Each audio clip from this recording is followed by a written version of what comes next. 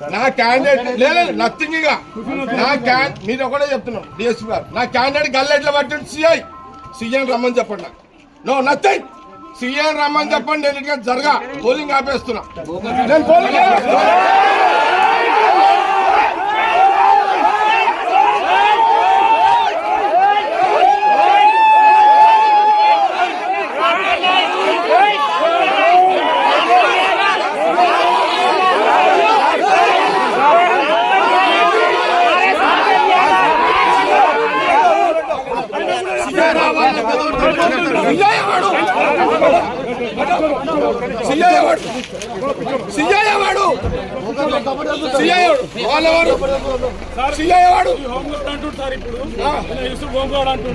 ఏం చేస్తాడు